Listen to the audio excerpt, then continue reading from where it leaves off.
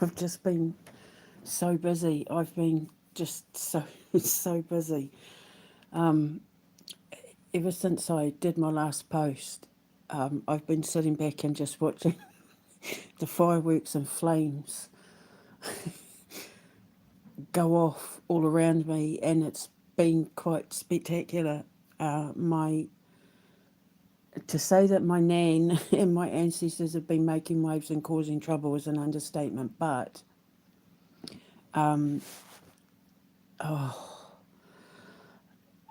I've just been doing as I'm told, and I've been sitting back, and I can totally understand what she was saying about pulling the waka for me, doing the work for me so I can sit back and relax. So I've been sitting back and relaxing, but I haven't actually been relaxing. I've just been doing what I love, which is spending time with my babies, finding incredible common ground with my sons, which has been an absolute blessing. I've been loving every minute of it, and obviously writing.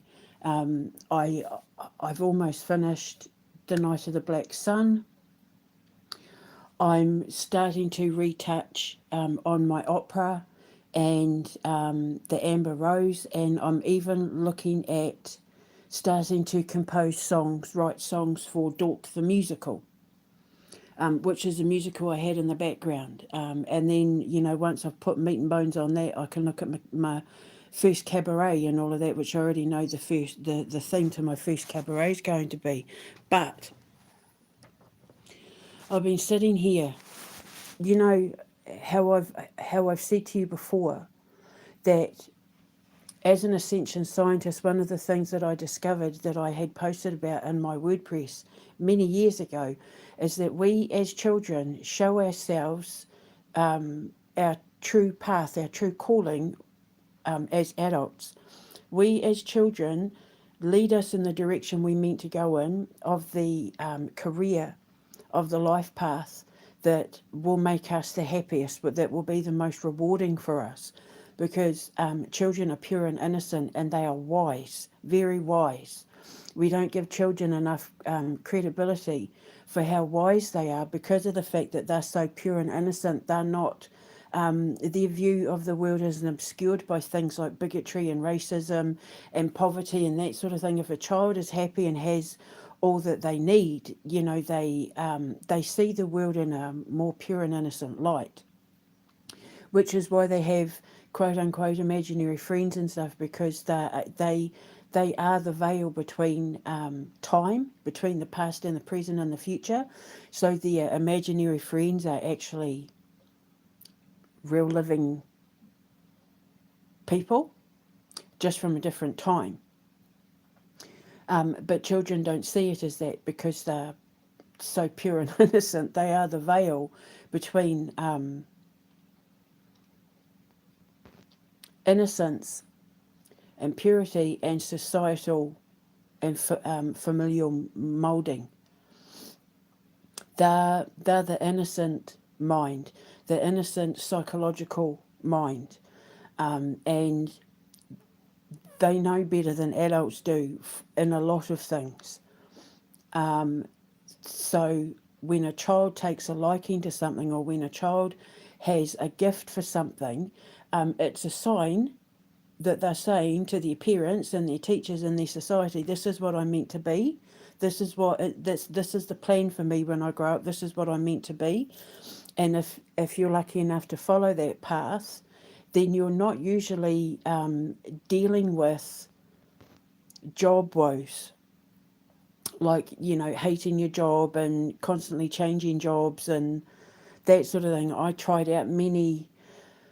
I dipped my toe in a lot of waters that I thought was for me, like in the food industry, working my way up the food chain sort of thing, childcare, and working in the beauty therapy industry and all that. And it wasn't me. It just didn't sit right with me. I loved working with the children, but it's like I was almost there. I almost had it, but there was something wrong with how I was going about it. And now, obviously, with all this has happened and I've had time to reflect and heal and build on myself and work on my empire and everything like that, I figured out why I never found the right job for me. You know, I had a radio show, I was almost there. I was heading in the right direction, but I was doing it for the wrong people in the wrong way. Because I think I was always meant to do all of this for me. I was always meant to be working in the beauty industry and the radio industry and working with children and that for me in my way, in a way that was right for me. I, you know, one of the things that I got told when I was heading to the radio station in Chicago was by a very successful man. He was a partner of my then manager. And he said to me, you can never work for anybody. You'll only ever be able to work for yourself because you're the sort of person that can't be told what to do. And he didn't mean like, you know, I don't follow orders or anything like that, but because I'm so headstrong and determined, because I know where I want to go in life, because I know what it is I want to do, other people trying to tell me what to do just gets in my way, that I'm better off just casting everything and everyone aside and just working for myself, doing it for myself, because he knew I was onto something. He knew that I was destined for something big in radio and in what I was doing, and being held by, oh, but you got to do it this way and this contract has to say this and you've got to do it that way. It just slowed me down, and he was right. And he was the one that said to me, the best advice I can give you is get yourself a Jewish accountant. He said, because they won't, your money won't go wrong with a Jewish accountant. And he was a multimillionaire. So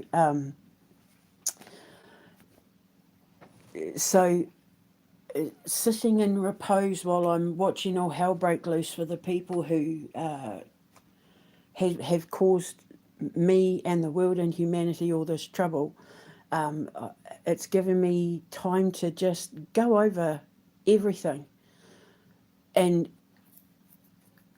look at how much I've changed from the start to now. Just how much I've changed. I just was posting photos about my weight loss because someone had posted a video on YouTube about how when you're in a unhappy relationship, the men that you're with make you sick and ugly. They age you and they make you really sick. And so I was putting up photos of when I was married and now I'm single sort of thing, and the difference, and then talking about how, you know, I became a director and I'm going to have a business in construction and IT and a bakery and a this and a that and a blah, blah, blah, because in the course of finding myself, I discovered all my talents and all the things that I love to do and all the things that I have to do in order to get the job done. And this is what this man was saying about how I can't be told what to do, right? So, you know, I have to start my own IT company and my own construction company, because the only way I'm ever going to get the job done right is if I do it myself. And I have to make sure and trust that, you know, the people that I get on board, like my construction manager. Back in the day, it was originally, I was going to offer the contract to my husband Martin's friend, Bless, who is in construction, and, you know, get him to help me bring on board a whole pile of inmates and all of that so that we could give them a second chance and, you know, work with the Beyond Life program together and all that sort of thing. But that didn't happen. So it's like, so I'm going to do it myself. And as long as I have like a good foreman and manager and all of that to take care of it for me, then yeah, I'll just do it myself, because I can trust me and I know my vision, and I know I can tell you the layout of my foundation, street for street, inch for inch, building for building, because I have gone over these plans 1,000 million gajillion times, because getting there has been my sole focus. It's what's kept me alive since I got locked up. My determination to get that built has what's gotten me up every day. and fighting the system and fighting the government and fighting the man, you know, who's been trying to stop me from doing it, because they do not want me saving children. They do not, because if I save children, then it means they've been all exposed and held accountable for their crimes against them. But it's happening now. It's already happening. Everyone's been exposed. Everyone's losing money in the billions. Everyone's reputations are going down the toilet. Their worlds, their countries, their lives are being set on fire. And I get to sit back and toast marshmallows. So, going over everything that I just posted, I'm sitting here listening to music. I put a link in the description box. I started listening to it a few days ago, and I had completely been turned off music from the 60s and 70s. I just lost interest in it, even though all my family parties were based around 99.9% of these songs, because they were from the era of my older brothers and sisters and that. So all the songs on this list were all ones that I grew up listening to as a kid. But in listening to these songs, I've fallen in love with these new ones. Like, I'm absolutely in love with Jerry Rafferty at the moment. The Scottish, you know, he did Baker Street. But he did this one called Right Down the Line. Now every time I hear it, I just see myself singing it to my big sister. I know it's a love song, but it's perfect for everything that I feel about my sister as well, my big sister. And I listen to it multiple times a day because I've just fallen in love with it. And it's like, how did I not notice these songs before? And so, in sitting back and letting the fire burn everyone that's in my way to the ground, I'm listening to this music, and it's inspiring the songs for like Night of the Black Sun and the Amber Rose and the Girl Who Saved Two Kings and Dork the Musical. I've started seeing scenes from Dork the Musical, and I'm certainly thinking, you know, it's been there this whole time. Who I am, who is me. Yeah, I can do physics that terrifies the crap out of people, because, you know, I can shoot lightning bolts from my fingers and strike world leaders down, and I'm supernaturally powerful and blah, all that sort of thing. But that's not who I am. That's just what I have to do in order to do the work for God, you know, and the ancestors and that. I was put in charge of having to take down some very bad, evil people that the world can't trust, especially in America, because that's where I'm headed, and it's where I was always headed. It was where I was always meant to be. But after everything that happened to me with my ex and my students and my clients and Musk and Trump.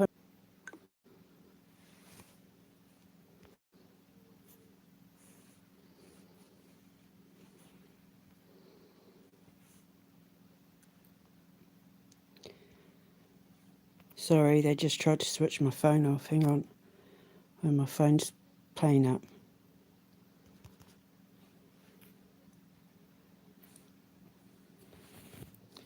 It's gone all dicky. Sorry, so that's how you know they're listening, because they only mess with my phone when I'm saying stuff they don't like. So what was I saying? Yeah, because Trump is determined to make sure that he's like the last president America has, and you know, causing all that trouble. The only way that I was ever going to get to America is if he's removed from the equation, and now that's all starting to happen. His days are numbered.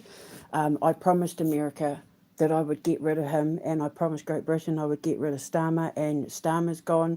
Just got to deal with Burnham now, because the one thing we can't have is he's hell-bent on making sure that, like, his first business order of business is to get rid of the monarchy. He wants to offer devolution to Scotland and Ireland and Wales and that, which is a huge mistake. Those countries won't survive if they're not together. And without the monarchy, we're screwed.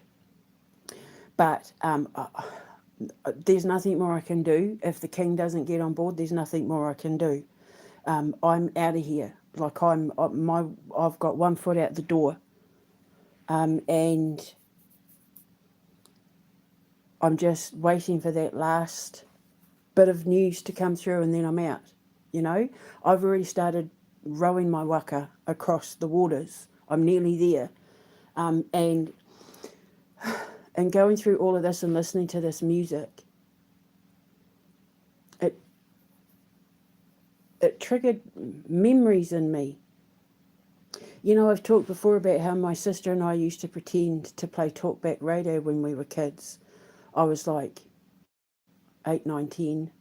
She was like 10, 11, 12 sort of thing. And one of the things I used to do as well is I used to write stories and we used to play them out. Remember, we used to set up the house like the hospital, and we would play doctors and nurses with all our toys, and we had like all these scripts that we wrote out and stuff like that. I was like 8, 9, 10. She was like 10, 11, 12. And then something else that I did when I was like 8 or 9 is I wrote a play that the kids in my school, when I was at primary school, acted out, and we got to perform it in front of the kids in my class. And I did the whole thing, and I even wrote a song and stuff. And then when I was like 10, I was in the music class where I got to perform plays, and where we had to learn songs and perform in front of each other, and you know, all that sort of thing. And then when I got to college, I started learning how to play the guitar and that. And I was in music class, and I learned to play the keyboard, and I was really good at it. I could read sheet music, I could play the guitar, I took guitar lessons, I could look at sheet music and read it. And then because I got embarrassed at that family party, I never picked up a musical instrument again and forgot how to play. And then many years ago, my ex bought me a guitar for my birthday. I called her Alma. It's still at the house, I think. And he bought me some, you know, learn to play guitar, easy thing. And I started playing, and I learned to play like Leaving on a Jet Plane and Mull of Kintyre and all that. And I learned them. I learned it off by heart. I was so proud of myself. And I performed in front of him to show him what I'd learned. And I felt so embarrassed by his reaction. I put it down and never picked it up again. And I really, really, really wanted to learn how to play guitar so that I could play for my children when I had them. And it's been my biggest regret. And I always vowed that when I got out of here, I was going to take music lessons, and I was going to learn to play the keyboard again, and I was going to learn how to play guitar. I'm going to get myself a music teacher, and they can give me, you know, teach me how to play guitar, because I want to be able to bring my childhood back, where my whānau, my family, would sit around the barbecues and the beaches, and, you know, in the backyard and in the garage and that, and play guitar and sing. I want to be able to do that with my new friends and family in America. I know that it's something that, you know, with my sister and my nephews and that coming to live with me, it'll keep us connected to home still. But I want to be the one to play the guitar. I want to relearn it. And then that's what I realised, is that I've discovered a lot of things about myself since all of this happened to me that I'm really proud of myself for. Like, I'm going to be directing movies. I'm writing movie scripts and doing game development and all of that. All these things, even interior design and fashion design and that has just like spilled forth out of me, that I'm really proud of. Other than like my physics and my science and all that, obviously, but I'm talking about for me, for my own enjoyment, for my own future financial reward, but also for my own enjoyment, because it's fundamentally me and who I am. Yeah, the occult power bitch, whatever, blah. Okay, I've got that. Yep, fine. But for me, because that's to help other people, but this is for me. This is doing things that that I get to do that genuinely bring me so much joy to engage in.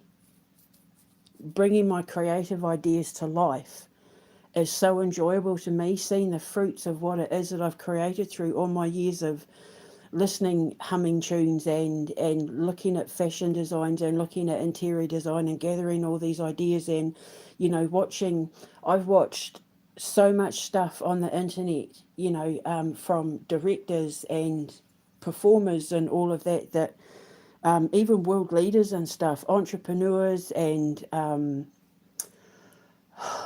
the learning what works and what doesn't, what's enjoyable, what isn't, what's going to make money and what won't, and putting that all into a pot to create my fire, putting it all in my cauldron to create the Foundation Arts and Entertainment Academy. But there's one avenue, one area that I stumbled into over the last, since I started writing The Night of the Black Sun, that I've absolutely fallen in love with, and that is songwriting and composing. I never thought in a million years that I would love writing songs and composing music in all my life. However, I was doing it as a child. I was writing songs as a child. I wrote a song at college when I was 13 called White Stallion. And my friend Lisa Jorgensen, who could play piano and keyboard, put music to it. And so we wrote this song, White Stallion, together.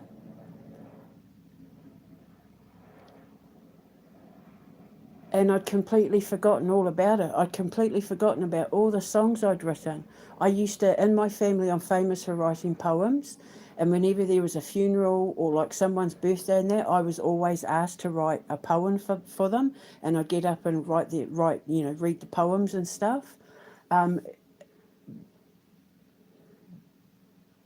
My poems put to music would be songs. And it's like, holy flip-flop, Batman.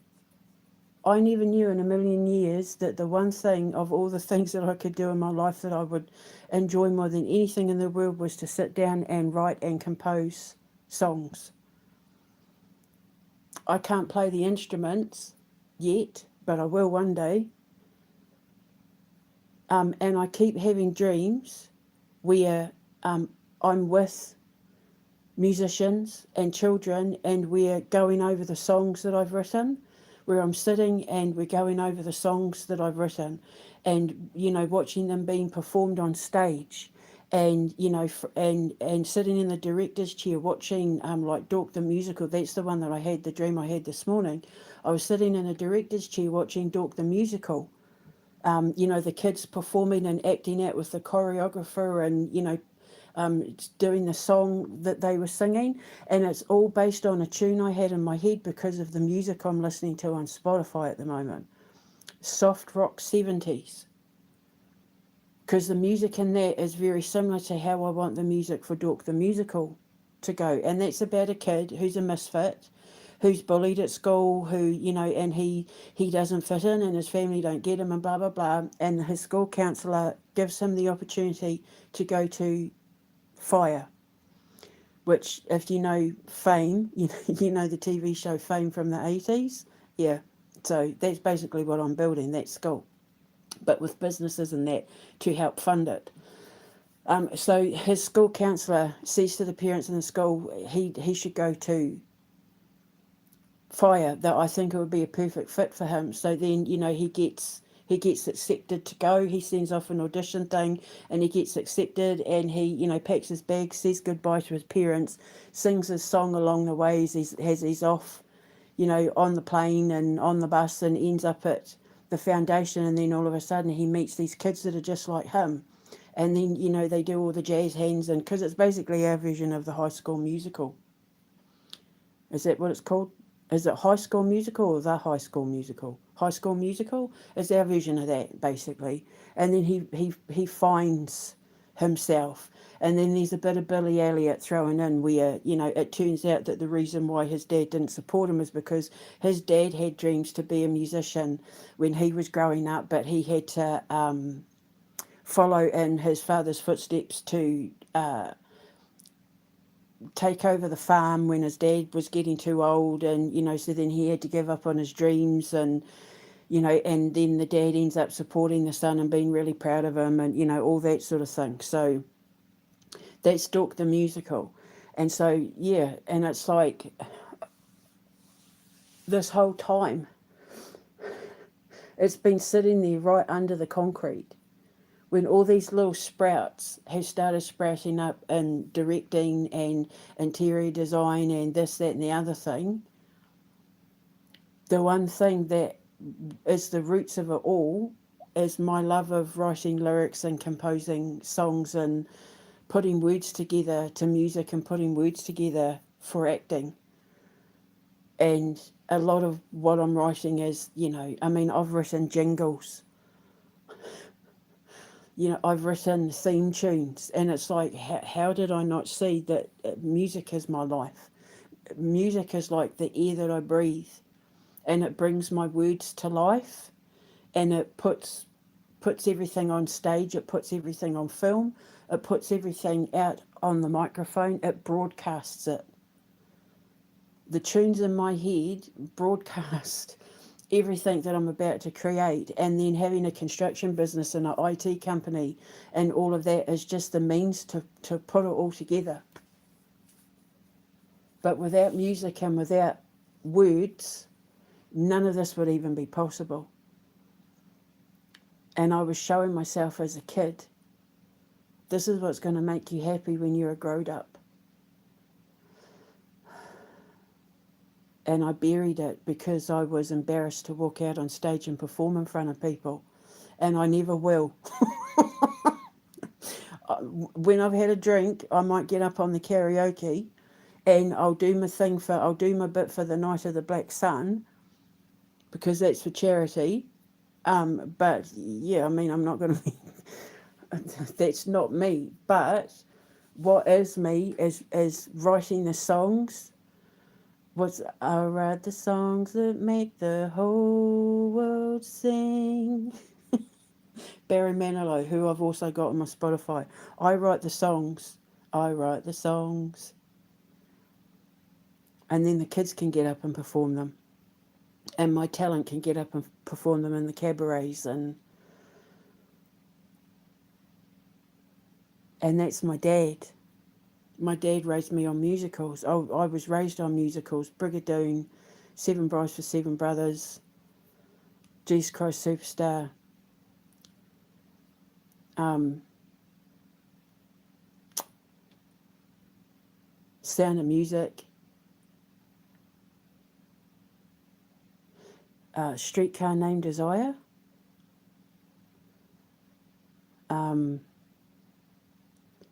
Singing in the Rain,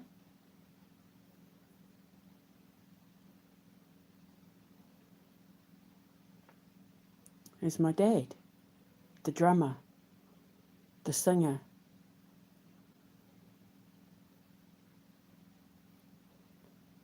And I didn't see it until now, until just listening to these songs.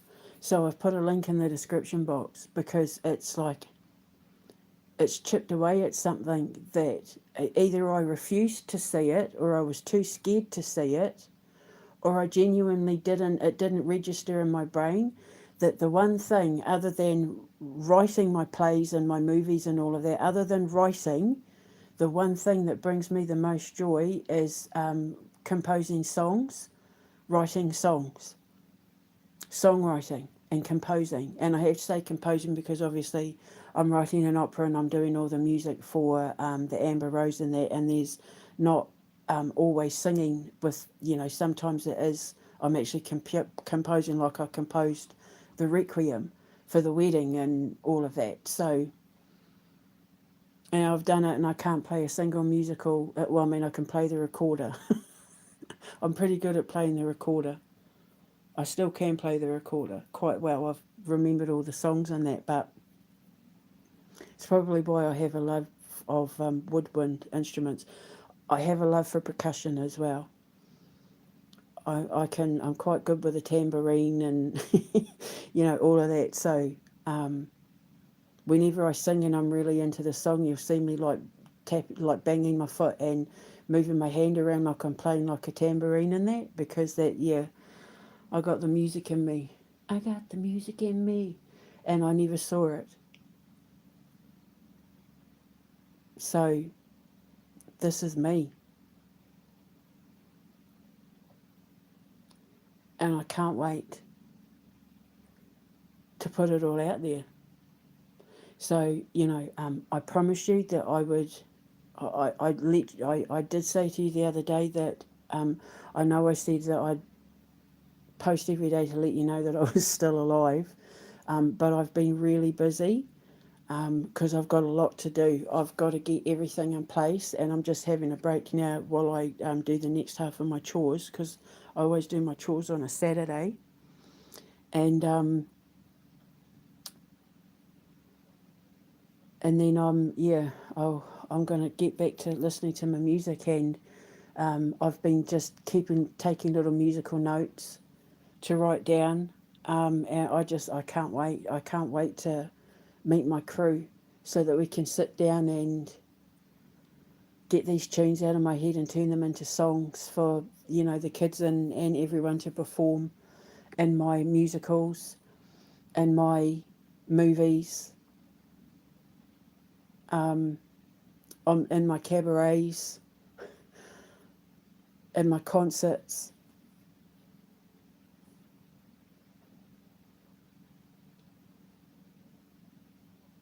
Sometimes you're so busy focused on what's in front of you, you don't see what's what's behind you, what you've come from.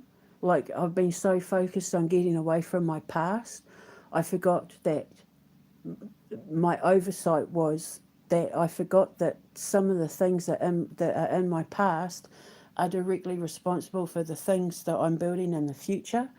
And I never took the time, care, or attention to truly appreciate what my past actually created in me. And I'm a composer, and I can't believe I'm saying that. And I'm a lyricist, I'm a songwriter. And when I get to New York, I'm going to find my writing partner. I'm going to find my musicians. My and we'll sit down and we'll work all this stuff out together, and they can help me put it all together to hand the music sheets and all that to the kids and everyone who's going to be performing it all throughout the years, throughout the various things that I've written and created, and then I'll get to sit back and see the fruits of my labour. It was in me the whole time, but I was so busy being kept in the dark by the people who didn't want to see how bright my light actually was that it obscured the things about myself that I forgot had been there this whole time, long before I even knew who these detractors and haters and abusers and that were. They obviously knew it was there.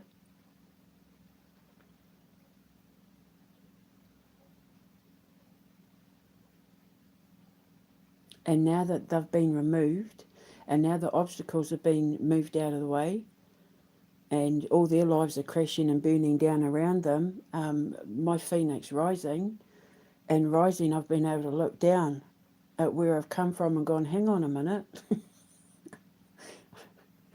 When I was 8 and 9, I was writing lyrics to songs.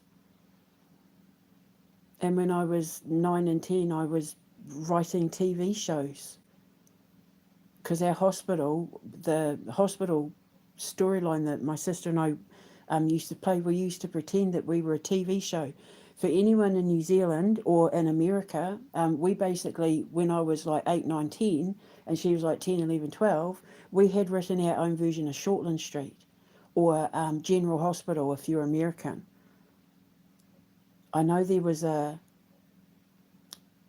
British version, Doctors, I think it was called Doctors or The Doctors.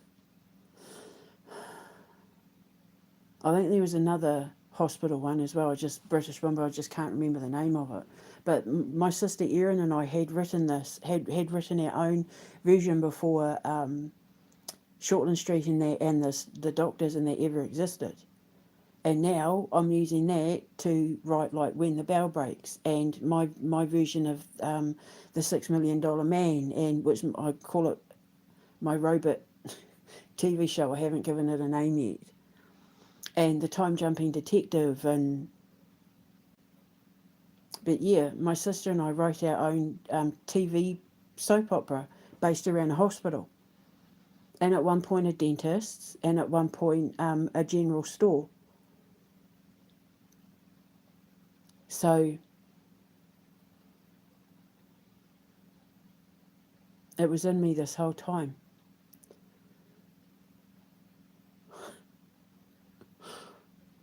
We used to sing and record ourselves singing and pretend that we were the performing artists on the radio.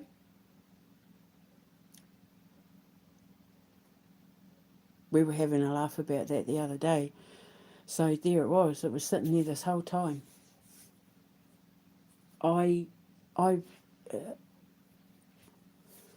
probably the biggest effort I'm going to be putting into everything I've created once I've put it all out there, once I hand everyone the work to do, the thing that I'm, other than the kids, the thing that I'm singly going to be focused on more than anything is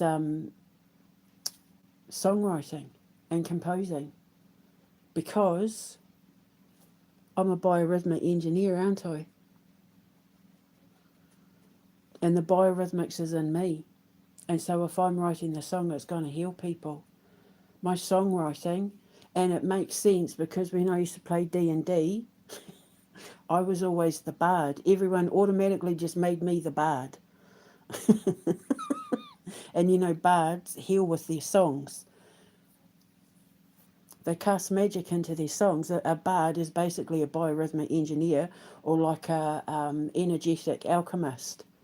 So it's like, duh. It was there the whole time. And other people saw it and I didn't.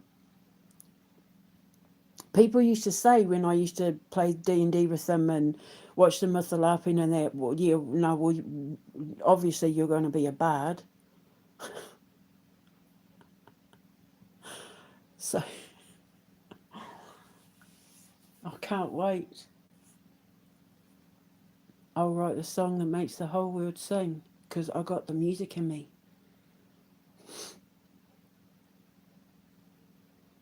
And I can't wait. So that's probably what I'm going to be spending most of my time doing, other than doing voices and directing movies and fannying about with the kids, just pottering about and all of that sort of thing, while everybody else is driving the ship for me, because obviously I can only do so much around my stomach, around the damage that my stomach's taken. I can't lift, I can't stand for too long, I can't bloody go up and down stairs, and you know, like my life is completely dictated by how much pain I'm in with my stomach. But sitting by a keyboard, or sitting with a piano, or sitting with a group of musicians, making cups of tea for everybody and putting on food and making sure that everyone's taken care of while we get these songs out of my head and onto paper, and that's not going to hurt my stomach any, and I can do all of that at my house. If I don't go down to the music department in my little golf cart, because I said that because my house is going to be at the back of the foundation, if I'm in too much pain that day but I need to go in to like do stuff, I'll just have a little golf cart that I can drive to the music department, and you know, we'll sit and have our meetings there. So I'm more than likely going to be found mostly at my music department with my musicians, because I'll have everybody else doing everything else for me. When I sit down with my writers and hand them the scripts to the shows, and you know, make tweaks on things, and I'm going to want to make sure, see, when they make like the first sign, I'm going to want to be on set for a lot of that. I'm going to want to be on set for a lot of the Night of the Black Sun, so I might do some directing. My son and I both have dreams where we're in a director's chair, so I know I'm going to do some directing, but I think the majority of my time is going to be in the music department. And I can't wait, because I've got so many songs to get out now. The Night of the Black Sun is like 60-70% there. I've still got to do a bit of the first, not the first sign, the amber rose, and then I can focus on, and then I can go back to the girl, my opera, The Girl Who Saved Two Kings, but I've got a lot of stuff for that already there, ready to go, and then I can focus on Dork the Musical and my cabaret. But Dork the Musical is just starting to come to light. I'm just starting to get inspired for tunes and that now that I'm getting ready to start putting down on paper, so to speak, because of the music I'm listening to from the 70s. So, as promised, I'm just letting you know I'm still alive because I know I said that if I go quiet after 48 hours, you've seen someone round. So I'm making sure that I put enough out there to let you know that I am still here. They haven't got me yet. And it's just because I've been busy and I'm loving every minute of what's brewing in my head. So I'm toasting marshmallows on the fires of everybody else's lives being torn down by the campfire with a guitar in my head, writing future songs for musicals and stuff that my kids are going to perform while enjoying my time with my boys, making up for lost time with my boys, and I've been loving every minute of it. So I'm going to go because I've got to finish my chores and then I want to get back to listening to this music, and then I'm going to start putting down tunes and ideas for Dork the Musical. But you'll see stuff about Dork the Musical on my feed, all right? So this is me. This is who I really am, apparently. And I'm not disappointed if I get to write songs in my head and use them to heal people that listen to them and perform them and stuff. You never know. One day my songs might be good enough that they end up with their own karaoke tracks that people sing at karaoke parties and stuff. Wouldn't that be a dream come true, eh? Instead of doing other people's songs, we'll be able to do mine. That would be something. There's already a couple of songs I have to be honest and say I could see myself singing them on karaoke. There's a couple of songs that I've done that I would be quite proud to do, and one of them is even one of my opera songs because I have quite the range. So, but yeah, all because of my dad and my big sister Erin. She was with me the whole time, and she's going to help me write When the Bell Breaks, my soap opera that's based around the hotel and the staff of the hotel and the woman who who owns it all. She inherited it from her husband. It's like scandaloso. There's like a whole scandal thing going on, and I said to her, because she loves soap operas, and I said to her, would you be like a story advisor for the soap opera? I said, so like when I come up with ideas and storylines and, when my writers come up with stuff, would you be able to give your advice as a viewer? And she's like, yeah, oh God, I would love to. So I told her one of the storylines I was working on, and so it's quite awesome. Back then I thought I was going to be doing it in Switzerland, so obviously now I'm not, because I was going to make them all like, French and German and Swiss and all that, like all the characters, but now I'll just make them American. So it makes the names easier to come up with. And I'll make the handyman Hispanic, the Latin lover. Amber and I already had a name for him anyway, Javier.